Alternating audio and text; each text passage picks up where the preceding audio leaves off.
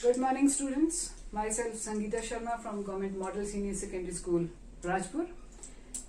हम और आप मिलकर रिवाइज कर रहे थे +1 का एक chapter classification of elements and periodicity in their properties, जिसमें हमने अभी तक पीरियोडिक टेबल कैसे बना, क्या प्लेसमेंट है उसमें एलिमेंट्स या एटम्स की, फिर एटॉमिक रेडियस की क्या वेरिएशन रहती है along a period down the group, और आइसो इलेक्ट्रॉनिक स्पीशीज किसको कहते हैं, उसमें किस तरह की वेरिएशन रहती है एटॉमिक रेडियस की, केटायन कैसे बनता है और उसका एटॉमिक रेडियस पेरेंट एटम से छोटा क्यों होता है, एनायन का रेडियस जो है पेरेंट एटम से बड़ा क्यों होता है। ऐसी कुछ एक बातें हम ब्रीफली रिवाइज कर चुके हैं।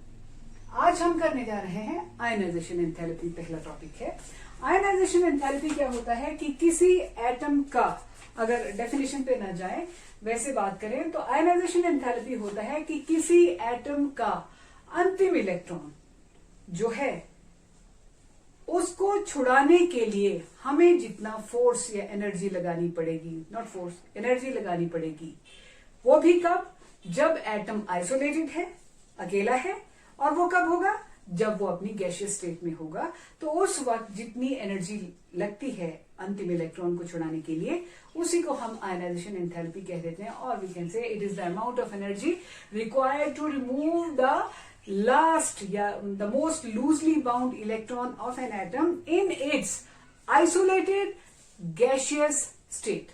आइसोलेटेड और गैसियस स्टेट। आयनाइजेशन एंथैल्पी के units kilo joule per mole होते हैं। और वैसे अगर यहां हमने देखना हो तो ये जो न्यूक्लियस है इसने अपने हर इलेक्ट्रॉन को न्यूक्लियस ही कंट्रोल करता है, न्यूक्लियस ही होल्ड अट्रैक्ट करता है। तो ये अंतिम इलेक्ट्रॉन है मान लीजिए, और हमने ये छुड़ाना है, इस एटम से छीनना है। तो मान लीजिए इस न्यूक्लियस का इस इलेक्ट्रॉन के ऊपर जो होल्ड है, जो फोर्स ऑफ अट्रैक्शन है, that is 20 units, let us से 20 यूनिट्स। तो जाहिर सी बात है ये जो न्यूक्लियस है ये 20 यूनिट के फोर्स से इस इलेक्ट्रॉन को अपनी तरफ, अंदर की तरफ खींच रहा है, और हमने इस इलेक्ट्रॉन को छुड़ाना है। तो इस इलेक्ट्रॉन को छुड़ाने के लिए में हम तभी कामयाब हो पाएंगे अगर हम भी मिनिमम 20 यूनिट्स का एनर्जी के साथ इसको खींच लें।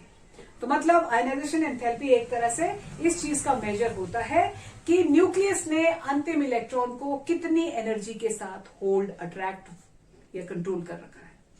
और ये किन चीजों पे डिपेंड करती है, देखिए बड़ी सिंपल सी बात है। पहली चीज है size of atom. Size of atom हम इससे पहले देख चुके हैं कि साइज ऑफ एटम अल्टीमेटली एक तो न्यूक्लियर चार्ज पे डिपेंड करता है और नंबर ऑफ प्रिंसिपल शेल्स पे डिपेंड करता है। Higher the nuclear charge smaller the size of atom, और प्रिंसिपल शेल्स की संख्या ज्यादा होगी तो एटॉमिक रेडियस बड़ा होता है। तो इन दोनों की जो लेने के रिजल्टेंट होता है, न्यूक्लियर चार्ज और नंबर ऑफ प्रिंसिपल शेल्स किसी भी एटम में कितने हैं, उनका रिजल्टेंट जो रहता है वो साइज ऑफ एटम रहता है। साइज ऑफ एटम का एग्जाम्पल देखिए, ये न्यूक्लियस है और इसका अंतिम इलेक्ट्रॉन यहां है, और दूसरी तरफ एक और एटम है, इसका अंतिम इलेक्ट्रॉन यहां पर है। जाहिर सी बात है ये वाला इलेक्ट्रॉन अपने न्यूक्लियस से ज्यादा दूर है और ये इलेक्ट्रॉन अपने न्यूक्लियस के ज्यादा नजदीक है। ज्यादा नजदीक है तो यहां पे ज्यादा कंट्रोल होगा, यहां पे कम कंट्रोल होगा। चोरी करना या छीनना कहां पे आसान रहेगा हमें, जहां पे कम कंट्रोल होगा। सो साइज ऑफ एटम के लिए ये याद रखें कि जब साइज ऑफ एटम स्मॉल होता है तो आयनाइजेशन एंथैल्पी हाई होने के आसार रहते हैं, क्योंकि स्मॉल साइज ऑफ एटम का मतलब दैट द इलेक्ट्रॉन जिसको हमने चुराना है, छीनना है एटम से, वो न्यूक्लियस के नजदीक है। तो न्यूक्लियस उसको बचा के रखेगा, कंट्रोल करके रखेगा, होल्ड करके रखेगा। अगर वही इलेक्ट्रॉन थोड़ा दूर होगा न्यूक्लियस से तो हम उसको आसानी से छुड़ा लेंगे, छीन लेंगे, चुरा लेंगे। So smaller the size of atom, higher will be the ionization enthalpy. पहला फैक्टर ये है। अब ये जो साइज ऑफ एटम है, इसमें मैंने वैसे तो दो चीजों की परम्यूटेशन कॉम्बिनेशन बताई आपको, परम्यूटेशन कॉम्बिनेशन नहीं, मतलब दो चीजों का रिजल्टेंट बताया, एक तो न्यूक्लियर चार्ज, एक नंबर ऑफ प्रिंसिपल शेल्स, और तीसरी चीज जो मैंने नहीं जो स्किप हो गई वो थी स्क्रीनिंग इफेक्ट। देखें, जब न्यूक्लियर चार्ज हाई होगा तब साइज स्मॉल होता है, नंबर ऑफ प्रिंसिपल शेल्स ज्यादा होंगे तब साइज बड़ा होता है, स्क्रीनिंग इफेक्ट ज्यादा होगा तब भी साइज बड़ा होगा। यानी कि ये तीन चीजें ले दे के हमें बताती है साइज ऑफ एटम के बारे में, और साइज ऑफ एटम अगर छोटा है इनका रिजल्टेंट जो है वो साइज ऑफ एटम में दिखाई देता है। तो साइज ऑफ एटम छोटा है तो आयनाइजेशन एंथैल्पी हाई होगी, साइज ऑफ एटम बड़ा है तो आयनाइजेशन एंथैल्पी रफली एक जनरल सा ट्रेंड बता रही हूं लो होगी। लेकिन दूसरा फैक्टर जो है इतना सिंपल नहीं है, वो है इलेक्ट्रॉनिक कॉन्फ़िगरेशन।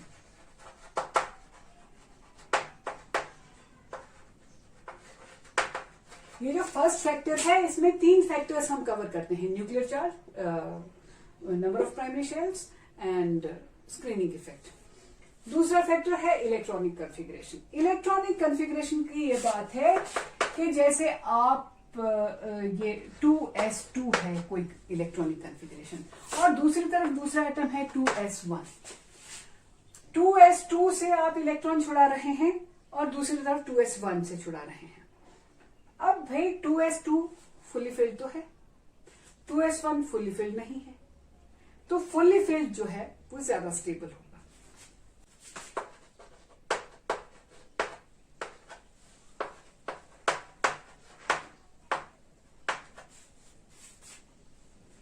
देखें, एक इलेक्ट्रॉनिक कॉन्फ़िगरेशन है 2s2 2p6 और एक है 2s2 2p5। 2s2 2p6 वही बात है कि फुल्ली फिल्ड वैलेंस शेल, बड़ी स्टेबल सी इलेक्ट्रॉनिक कॉन्फ़िगरेशन। 2s2 2p5 ये एस्पायरेंट है कि मुझे एक इलेक्ट्रॉन मिल जाए तो मैं भी इसके जैसा बन जाऊं, लेकिन फिर भी ये फुल्ली फिल्ड तो नहीं है। तो इसको डिस्टर्ब करना आसान है, इसको डिस्टर्ब करना बेहद मुश्किल है क्योंकि ऑलरेडी स्टेबल है, ये बिल्कुल डिस्टर्ब नहीं होगा। तो जो फुल्ली फिल्ड और हाफ फिल्ड कॉन्फ़िगरेशंस होंगी वहां से इलेक्ट्रॉन छुड़ाना हमें बेहद मुश्किल होगा। तो या समटाइम्स क्या आप ये याद रखें कि फुल्ली फिल्ड और हाफ फिल्ड जो इलेक्ट्रॉनिक कॉन्फ़िगरेशंस वाले एलिमेंट्स हैं वहां से इलेक्ट्रॉन छुड़ाने का मतलब है आप उनको डिस्टेबलाइज कर रहे हैं। तो जब भी एटम डिस्टेबलाइज होने जा रहा है वो उस चीज का विरोध करेगा, वो अपना इलेक्ट्रॉन आपको आसानी से नहीं छीनने देगा, बहुत जोर से इलेक्ट्रॉन को होल्ड करके रखेगा और आयनाइजेशन एंथैल्पी हाई रहेगी। अब हम देखते हैं कि अलोंग ए पीरियड और डाउन द ग्रुप क्या वेरिएशन आती है। अब हम देखते हैं अलोंग ए पीरियड जब हम चलेंगे तो क्या क्या होगा। देखिए, अलोंग द पीरियड हम चलेंगे तो साइज जो है दैट इज डिक्रीजिंग, ये हम डिस्कस कर चुके हैं। दूसरी बात, प्रिंसिपल शेल क्योंकि सेम रहता है तो स्क्रीनिंग इफेक्ट भी सेम रहता है। प्रिंसिपल शेल भी नहीं बदलता है अलोंग ए पीरियड, और स्क्रीनिंग इफेक्ट भी सेम रहता है। स्क्रीनिंग इफेक्ट मतलब when we move along a period size of atom decrease करता जाता है। दूसरी बात जो देखने वाली है कि number of principal shells same रहते हैं। लिथियम में 3 पॉजिटिव चार्ज है लेकिन एक और दूसरे प्रिंसिपल शेल में लास्ट इलेक्ट्रॉन है।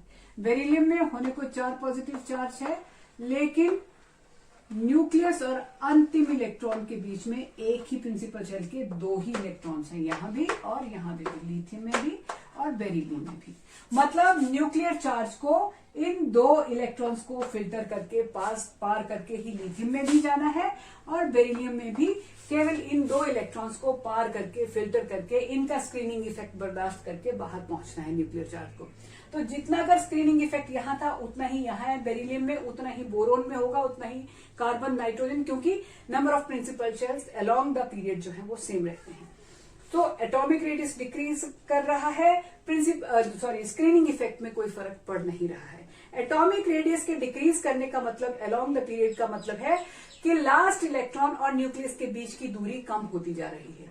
जब दूरी कम होती जा रही है तो न्यूक्लियस जो है लास्ट इलेक्ट्रॉन को कस के पकड़ता जाएगा। लिथियम में थोड़ा लूजली होल्ड किया होगा, बेरिलियम में कस के, बोरोन में और कस के, कार्बन में और कस के, इस तरह से। तो अगर हम इन नट शेल देखें तो क्या होगा कि लिथियम से इलेक्ट्रॉन छुड़ाना जो है वो हमें आसान रहेगा और फ्लोरीन से इलेक्ट्रॉन छुड़ाना बेहद मुश्किल हो जाएगा। ओके, नोबल गैसेस की अच्छा बीच में कुछ मतलब रफली हम कह सकते हैं कि when we move along the period, because the atomic radius is decreasing but the screening effect remains same, so the effective nuclear charge is increasing, hence the ionization enthalpy will increase along the period. अब देखें कि down the group क्या होता है। along the period ionization enthalpy हमें पता चल गया कि इंक्रीज करती है। ये हम कंक्लूड कर चुके किन फैक्टर्स के आधार पे,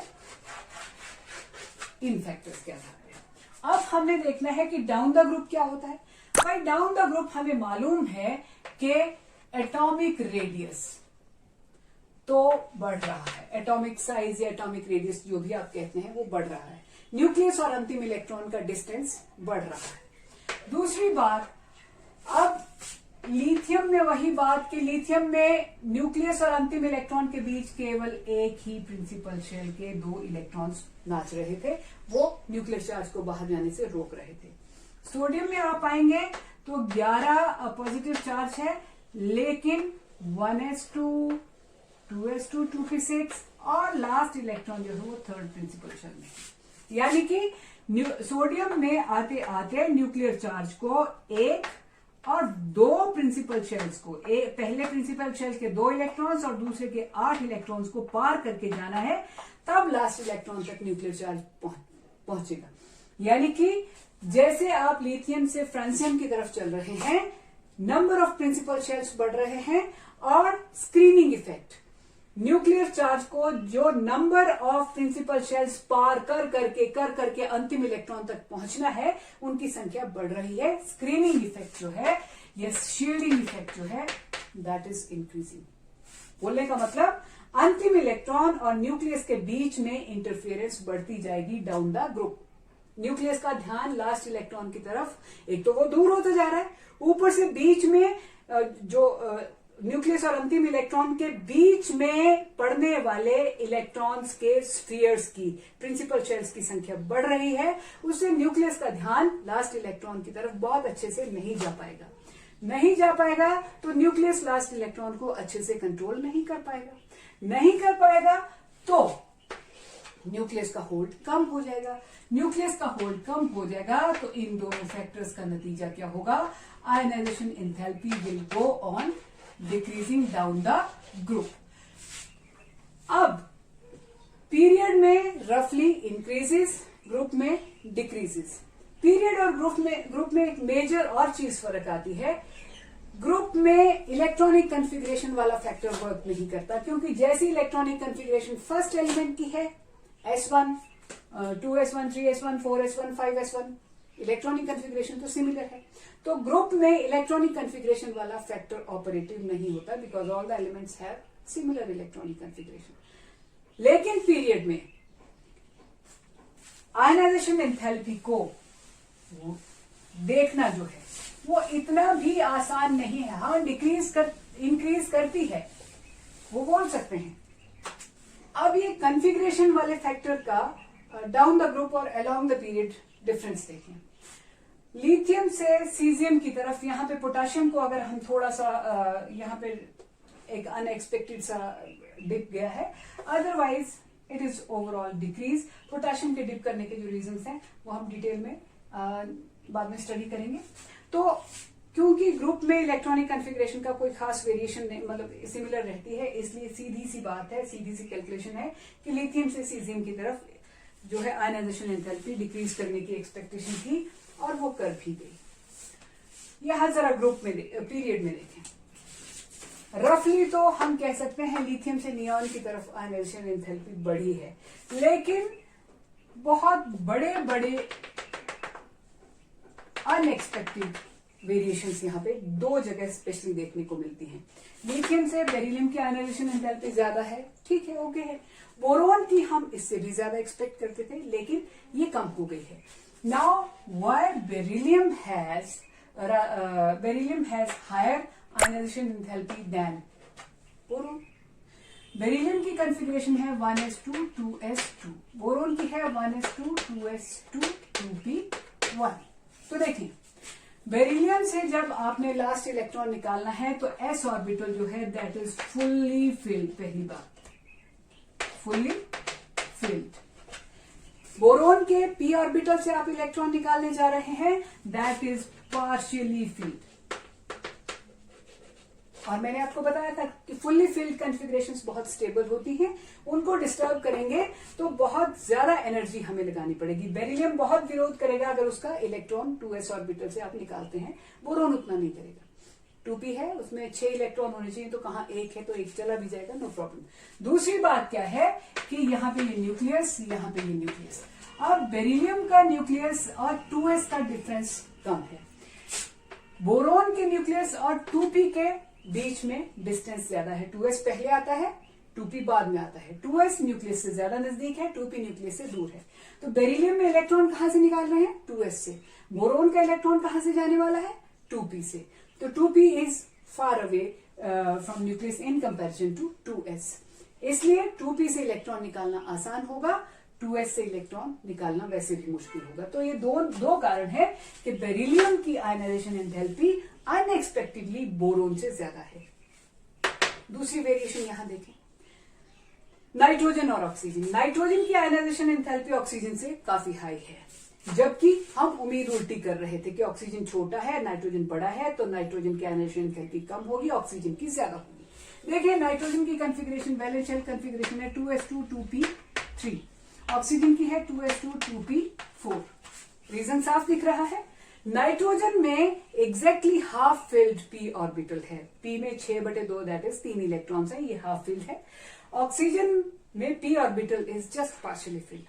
half filled configurations are very stable than partially filled configurations.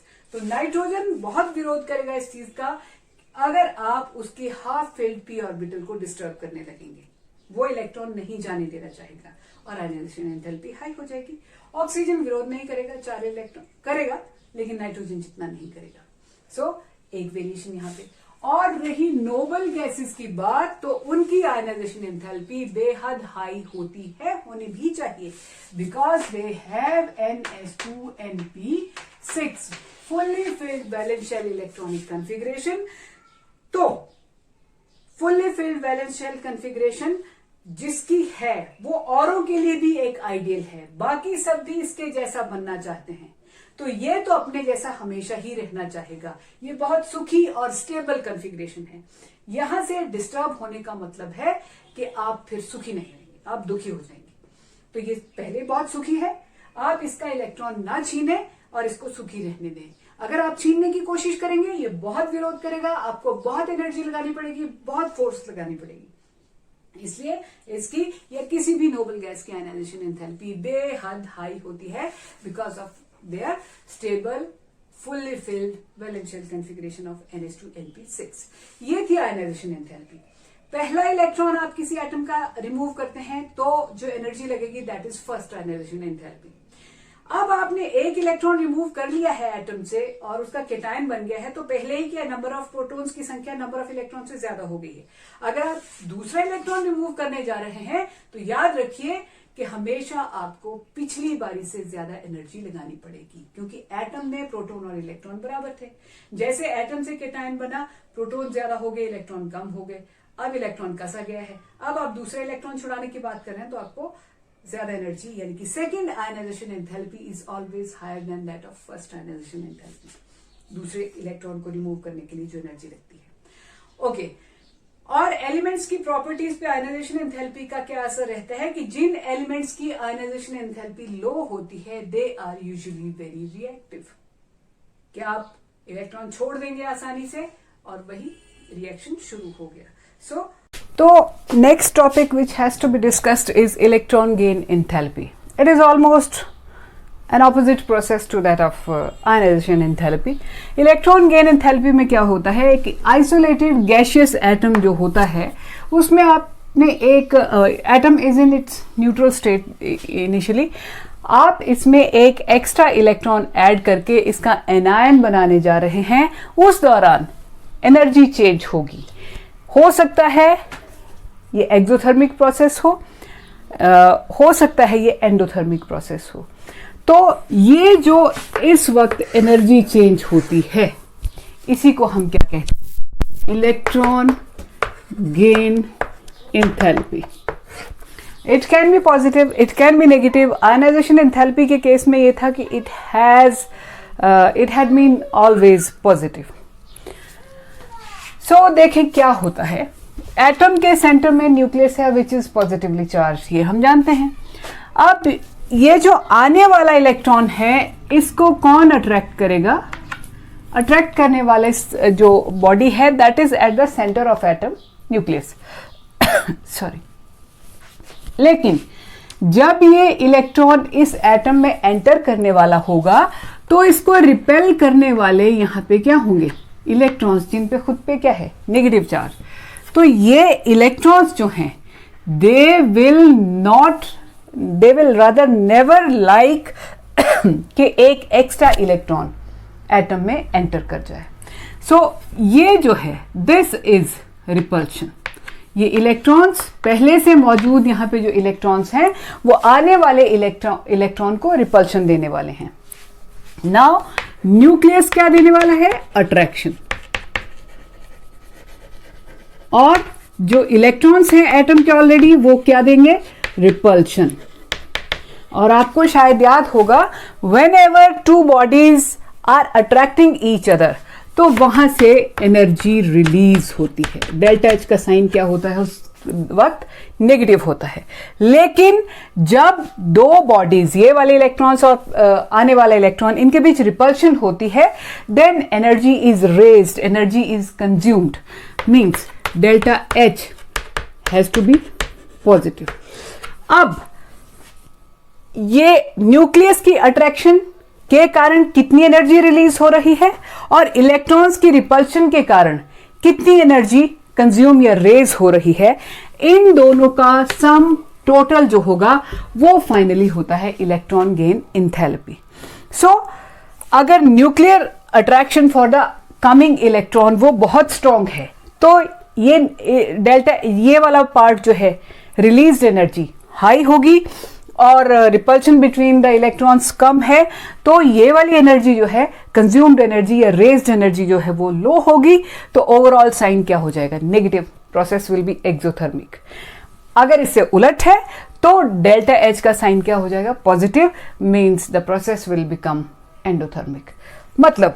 मतलब आने वाला इलेक्ट्रॉन अगर अट्रैक्शन फील करता है तो हम ये कह सकते हैं कि ये एटम इलेक्ट्रॉन को लेने के, एक्सेप्ट करने के बदले क्या छोड़ रहा है, एनर्जी छोड़ रहा है, खुशी से इलेक्ट्रॉन को स्वीकार कर रहा है। तो इलेक्ट्रॉन गेन एंथैल्पी क्या होने वाली है, नेगेटिव। लेकिन अगर एटम इलेक्ट्रॉन को एक्सेप्ट नहीं करना चाहता है उतना स्ट्रांगली और वो इलेक्ट्रॉन को नहीं लेना चाहता, उसकी सिचुएशन ऐसी है, तो फिर हम क्या करेंगे, इलेक्ट्रॉन को फोर्सिबली पुश करेंगे एटम में। फोर्सिबली पुश करने का मतलब हम एनर्जी लगा रहे हैं कि एटम को फोर्सिबली इलेक्ट्रॉन देना है। इन दैट केस हमारी एनर्जी लग रही है, एटम को एनर्जी नहीं लूज कर रहा है और एटम उस इलेक्ट्रॉन को नहीं लेना चाहता है, वो विरोध कर रहा है। वो जितना वो विरोध करेगा उतना ही आपको फोर्स से उसको इलेक्ट्रॉन फीड करना पड़ेगा। सो उसका विरोध, जितना उसका विरोध होगा उतना ही आपको एक्स्ट्रा एनर्जी लगानी पड़ेगी, तभी यहां पे इलेक्ट्रॉन गेन एंथैल्पी का साइन क्या हो रहा है, पॉजिटिव हो रहा है। So electron gain enthalpy negative means the coming electron is welcome. Electron gain enthalpy is positive means coming electron is not welcome, rather it is being imposed on the atom. चलिए check करते हैं कि electron gain enthalpy के magnitude और sign पे किन किन चीजों का क्या क्या असर रहता है। तो पहली चीज हमें दिख रही है कि आने वाले इलेक्ट्रॉन को अट्रैक्ट करने वाली क्या चीज है, न्यूक्लियस। तो न्यूक्लियर का चार्ज जितना ज्यादा होगा उतना ही आने वाले इलेक्ट्रॉन को अट्रैक्ट किया जाएगा, और उतनी ही जितनी अट्रैक्शन ज्यादा होती है उतनी ही इलेक्ट्रॉन गेन एंथैल्पी का साइन नेगेटिव होने के स्कोप्स ज्यादा होते हैं। सो हम न्यूक्लियर चार्ज के बारे में ये याद रख सकते हैं, higher the nuclear charge more negative will be the electron gain enthalpy। अब इलेक्ट्रॉन गेन एंथैल्पी नेगेटिव और पॉजिटिव दोनों होती है, तो हम मोर नेगेटिव वाला क्राइटेरिया कर लेते हैं, तो पॉजिटिव वाला इससे उल्टा होगा, सीधी सी बात है। तो अगर न्यूक्लियस स्ट्रॉन्ग है, उसमें बहुत से प्रोटॉन्स हैं, तो आने वाले इलेक्ट्रॉन को बहुत अट्रैक्शन फील होगी, और जब भी अट्रैक्शन होती है एनर्जी रिलीज होती है, और जितनी ज्यादा अट्रैक्शन होगी उतनी ही नेगेटिव इलेक्ट्रॉन गेन एंथैल्पी होने वाली है। Size of atom, size of atom मैंने आपको पहले भी कहा था, ये 3 फैक्टर्स को अपने बीच में समाये हुए हैं। एक न्यूक्लियर चार्ज बड़ा होगा, न्यूक्लियर चार्ज हाई होगा तो साइज ऑटोमेटिकली स्मॉल होता है। नंबर ऑफ प्रिंसिपल शेल्स कम होंगे तो साइज ऑफ एटम छोटा होगा, ज्यादा होंगे तो साइज ऑफ एटम बड़ा होता है। स्क्रीनिंग इफेक्ट अगर कम होगा तो साइज ऑफ एटम बड़ा होगा, अगर स्क्रीनिंग इफेक्ट ज्यादा होगा, स्क्रीनिंग इफेक्ट ज्यादा कब होगा, जब प्रिंसिपल शेल्स ज्यादा होंगे। तो स्क्रीनिंग इफेक्ट अगर ज्यादा होगा तो फिर साइज ऑफ एटम बड़ा होगा, अगर स्क्रीनिंग इफेक्ट कम होगा तो साइज ऑफ एटम छोटा होगा। यानी कि इन तीनों चीजों का रिजल्टेंट रहता है साइज ऑफ एटम। जब आप साइज ऑफ एटम की बात करते हैं तो इनडायरेक्टली इन सारी चीजों को आप उसके बीच में इंक्लूड किए हुए हैं। नाउ सी, हमारे पास एक ये एग्जांपल है, एक ये एटम है जिसने एक्स्ट्रा इलेक्ट्रॉन को अट्रैक्ट करना है, और लेट अस से एक ये एटम है और एक ये छोटा एटम है। अब इसको भी आपने इलेक्ट्रॉन फीड करवाना है और इसको भी, इसमें भी एक एक्स्ट्रा इलेक्ट्रॉन ऐड करना है। बड़ी जाहिर सी बात है, न्यूक्लियर चार्ज को 2 मिनट के लिए भूल जाएं तो भी ये याद रखें कि आने वाला इलेक्ट्रॉन जो है वो मैक्सिमम कितना क्लोज आ जाएगा इस न्यूक्लियस के, इतना डिस्टेंस रहेगा, और यहां पे distance between the nucleus and coming electron is smaller here and it is greater here. तो अट्रैक्ट तो न्यूक्लियस ने ही करना है। अगर न्यूक्लियस से आने वाला इलेक्ट्रॉन दूर रहेगा तो अट्रैक्शन लेस रहेगी, नजदीक रहेगा तो अट्रैक्शन स्ट्रांग रहेगी। सो जाहिर सी बात है, अगर एटम का साइज छोटा है तो एटम का न्यूक्लियस इस एक्स्ट्रा इलेक्ट्रॉन को स्ट्रांगली अट्रैक्ट करेगा, then the electron gain enthalpy will be more negative, और यहां पे कम अट्रैक्ट कर पाएगा तो electron gain enthalpy may be it is negative but it will be less negative. So we can conclude that if size of atom is smaller, then there are scopes of having higher negative electron gain enthalpy, आने वाले electron को ज्यादा welcome किया जाए, ये possibility है अगर size of atom छोटा होगा। और साइज ऑफ एटम अगर बड़ा होगा तो आने वाले इलेक्ट्रॉन का वेलकम करने वाला न्यूक्लियस अंदर कहीं धंस के बैठा होगा, वो वेलकम प्रॉपर्ली उसको अट्रैक्ट कर ही नहीं पाएगा। तो इलेक्ट्रॉन गेन एंथैल्पी नेगेटिव हो भी सकती है या पॉजिटिव हो सकती है, या तो नेगेटिव होगी तो कम नेगेटिव होगी, या फिर पॉजिटिव भी हो सकती है जैसे जैसे साइज बढ़ेगा। Third factor is electronic configuration. Electronic configuration का एग्जाम्पल देखना हो तो हमें हेलोजेंस को कंसीडर करना चाहिए। हेलोजेंस ऐसे एटम्स हैं जिनकी जनरल इलेक्ट्रॉनिक कन्फिग्रेशन NH2np5 रहती है, और इनको सिर्फ एक इलेक्ट्रॉन मिल जाए तो ये नोबल गैस कन्फिग्रेशन हासिल कर लेंगे। जैसे दुनिया में होता है ना कि आदमी का अल्टीमेट गोल, जो थोड़े से स्पिरिचुअल लोग होते हैं वो कहते हैं मोक्ष प्राप्त करना, तो ये नोबल गैस कन्फिग्रेशन जो है वो मोक्ष हासिल करने जैसी बात है कि इससे आगे तो कोई और अचीवमेंट हो ही नहीं सकती। तो हेलोजेंस को जस्ट एक इलेक्ट्रॉन मिल जाए तो इनका हाईएस्ट गोल अचीव होने वाला है। अब हाईएस्ट गोल अचीव हो रहा है एक इलेक्ट्रॉन मिलने से, तो ये तो आप इनको इलेक्ट्रॉन दें, ये खुद इलेक्ट्रॉन को ढूंढ के एक्सेप्ट करेंगे, और उसके बदले जितनी बड़ी कीमत होगी, एटम्स के लिए कीमत किस रूप में होती है, एनर्जी के रूप में, तो जितनी बड़ी भी कीमत होगी उतनी कीमत ये देने के लिए तैयार रहेंगे। means they will be having very high negative electron gain enthalpy. So बड़ी बार ये चीज़ पूछी भी जाती है या हमारे दिमाग में हमेशा होनी चाहिए फीड की हुई कि halogens have very highly negative electron gain enthalpy. Negative electron gain enthalpies बहुत से एटम्स की होती है, लेकिन सबसे highest negative electron gain enthalpies जो होती हैं वो हैलोजेंस की होती हैं. And the reason behind is very simple. By gaining one more electron, halogens are going to acquire noble gas configuration. Therefore they readily accept, happily accept one more electron to achieve noble gas configuration. Okay, so configuration का electron gain enthalpy के negative या positive होने पे बहुत ज्यादा असर होता है. हैलोजेंस बहुत नेगेटिव हैं, ये हमने देख लिया. अब चलिए बात करते हैं नोबल गैसेस. नोबल गैसेस जो हैं वो हैं NS2NP6. मैंने पहले ही आपको बोला कि इनको पहले ही मोक्ष मिल चुका है. अब मोक्ष से ज्यादा और क्या होगा. हैलोजन जैसे नोबल गैस जैसे किसी स्पीशी को आप एक्स्ट्रा इलेक्ट्रॉन खिलाने लगेंगे, ये इलेक्ट्रॉन खाएंगे कभी? बहुत ज्यादा विरोध करेंगे, क्योंकि ये जो हैं, मैंने आयनाइजेशन एंथैल्पी के टाइम पे भी कहा था, ये पूरे पीरियोडिक टेबल के लिए आइडियल कॉन्फ़िगरेशन है, इलेक्ट्रॉनिक कॉन्फ़िगरेशन है जो इनके पास ऑलरेडी है. सो ये पहले से ही बहुत हाईली एलिवेटेड स्टेटस एंजॉय कर रहे हैं नोबल गैसेस, और आप इनको कह रहे हैं कि एक इलेक्ट्रॉन खाइए और नेगेटिवली चार्ज आयन बन जाइए. ये तो कभी इस चीज को आप नहीं करेंगे. ना तो ये इलेक्ट्रॉन खाना पसंद करते हैं, और जब इलेक्ट्रॉन छुड़ाने की बात की थी तो इन्होंने इलेक्ट्रॉन छोड़ने का भी बहुत ज्यादा विरोध किया था, क्योंकि ये जिस हाल में हैं ये बेहद सुखी और स्टेबल हैं. तो इलेक्ट्रॉन छोड़ने का विरोध किया था, इसलिए आयनाइजेशन एंथैल्पी हाई थी. बट अब तुम इलेक्ट्रॉन छोड़ने के नहीं, आप इनको electron feed, extra electron add करने की बात कर रहे हैं हम.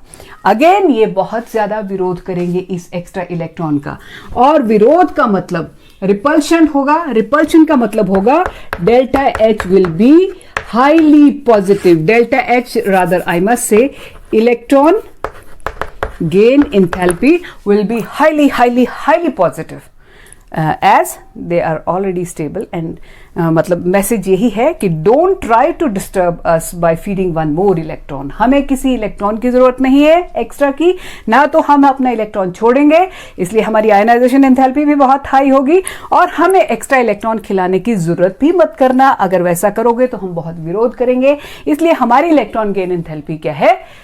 पॉजिटिव. एक बिग नो है for extra electron extra electron के लिए. ये मतलब हुआ पॉजिटिव इलेक्ट्रॉन गेन एंथैल्पी का. अब हम देखते हैं what happens along the period and what happens down the group. पहले अलोंग द पीरियड चेक करते हैं.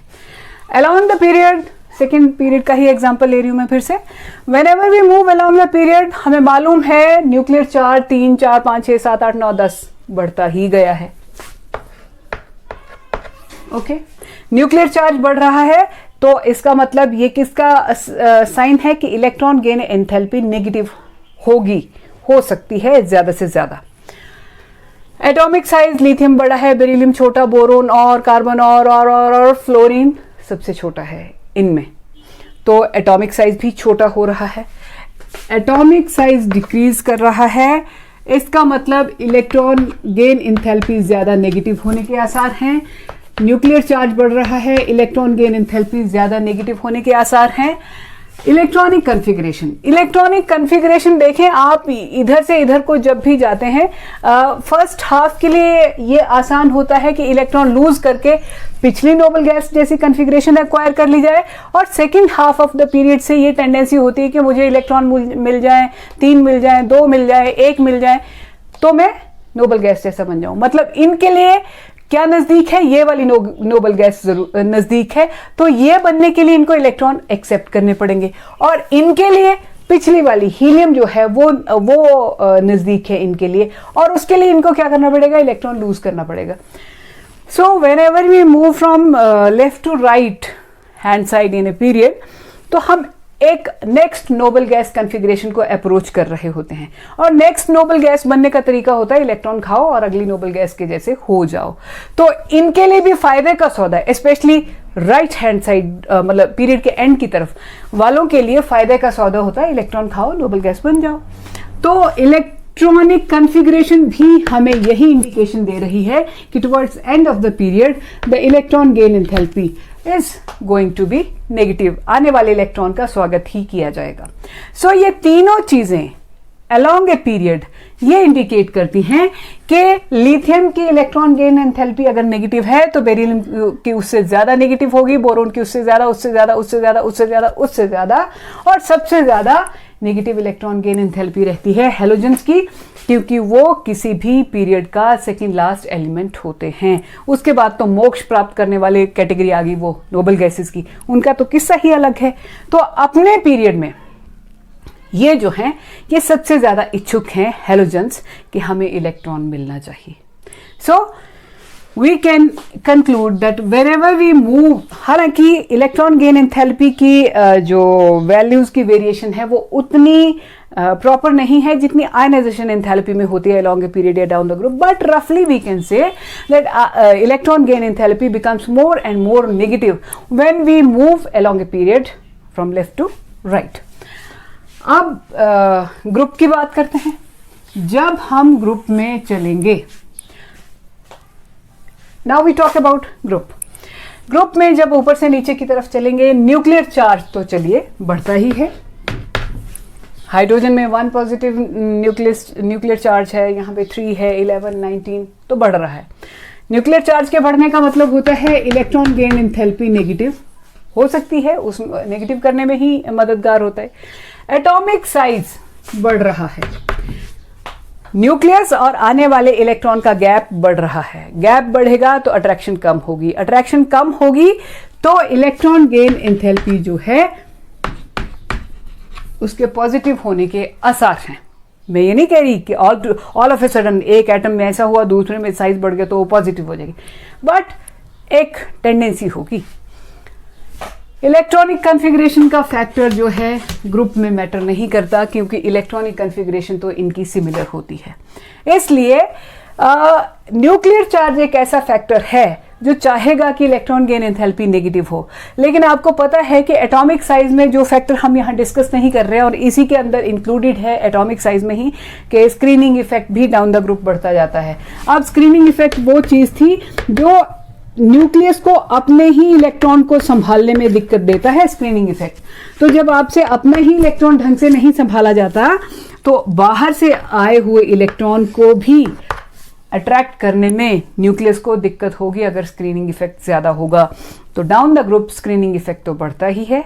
इसका मतलब डाउन द ग्रुप जब हम चल रहे हैं तो कुल मिला के ये लक्षण क्या है कि अगर पहले एलिमेंट की इलेक्ट्रॉन गेन एंथैल्पी बहुत ज्यादा नेगेटिव है ड्यू टू स्मॉलर साइज और लेसर स्क्रीनिंग इफेक्ट, तो नीचे की तरफ जाते हुए साइज बढ़ता जा रहा है, इक्वेशन उल्टी होती जा रही है, साइज बढ़ता जा रहा है और स्क्रीनिंग इफेक्ट भी बढ़ता जा रहा है। तो न्यूक्लियस और आने वाले इलेक्ट्रॉन की अट्रैक्शन जो है that will decrease and electron gain enthalpy eventually will become less negative from more negative, or it can be positive from, मतलब आपने हाईली नेगेटिव से शुरू किया और नीचे जाते जाते कम नेगेटिव कम नेगेटिव कम नेगेटिव कम कम कम और जाते जाते कहीं पॉजिटिव भी हो सकती है।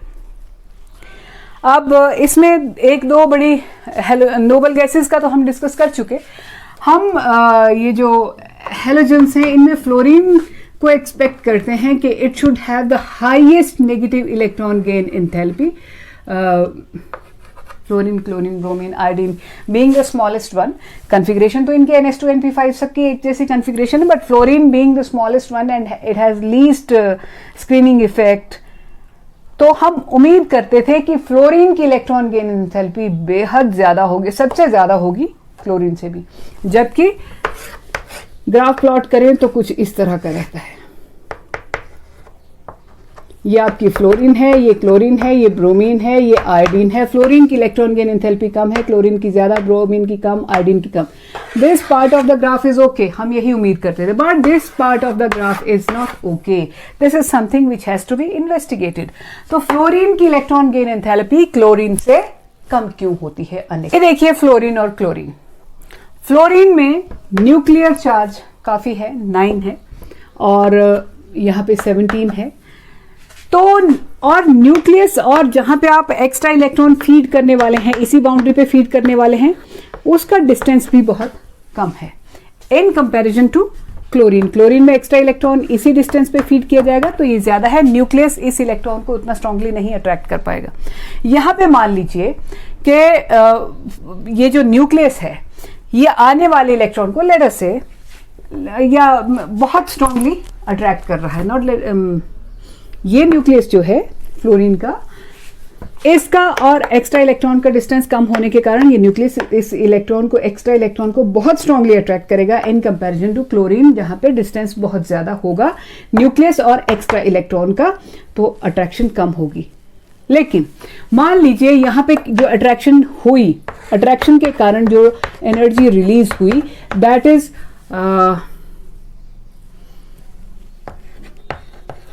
मान लीजिए दैट इज -200 यूनिट्स जब इसने इसको अट्रैक्ट किया, और इसने इसको अट्रैक्ट किया तो -300 यूनिट्स, माइनस मतलब इतनी एनर्जी निकली मान लीजिए।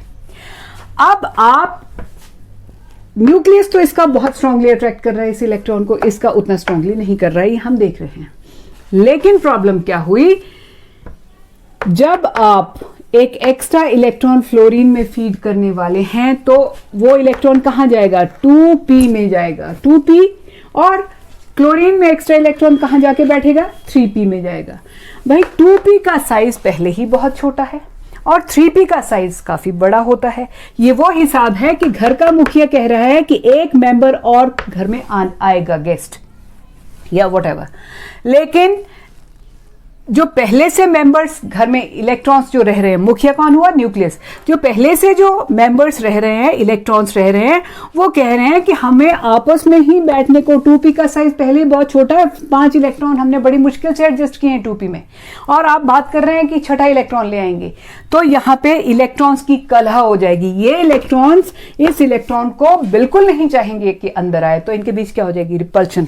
मान लीजिए रिपल्शन से कितनी एनर्जी रेज, तो ये जो इलेक्ट्रॉन्स हैं, पहले से जो मौजूद इलेक्ट्रॉन्स हैं, ये आने वाले इलेक्ट्रॉन को रिपेल करेंगे, और लेटर से इनकी रिपल्शन का जो एनर्जी है, रिपल्शन से जो एनर्जी रेज हुई, that is 150 units. In electrons ने आने वाले इलेक्ट्रॉन का जो विरोध किया, उस विरोध की एनर्जी कितनी है, 150 किलो जूल। यहाँ पे आने वाला इलेक्ट्रॉन कहाँ बैठना था, 3p में बैठना था, 3p का साइज काफी बड़ा होता है, तो वहां पे एक और इलेक्ट्रॉन आ भी जाएगा, तो कोई खास कलह नहीं, कोई खास रिपल्शन नहीं होगी। एंड लेट अस से रिपल्शन हुई भी तो कितनी हुई, +25 यूनिट्स की हुई। अब इसका रिजल्टेंट देखिए, ये आ गया -175, और इसका रिजल्टेंट देखिए -150। यही हुआ है एग्जैक्टली। मैं ये एग्जैक्ट वैल्यूज नहीं है, मैं जस्ट एग्जांपल दे रही थी आपको। These are not exact values, they were taken just for the sake of example. तो फ्लोरीन में due to smaller size of 2p orbital, the interelectronic repulsion is so high that overall electron gain enthalpy of fluorine is less negative in comparison to chlorine, where size of 3p orbital is large enough to accommodate one more electron, and interelectronic repulsion is very less, very small, hence it has higher negative electron gain enthalpy than fluorine. Thank you.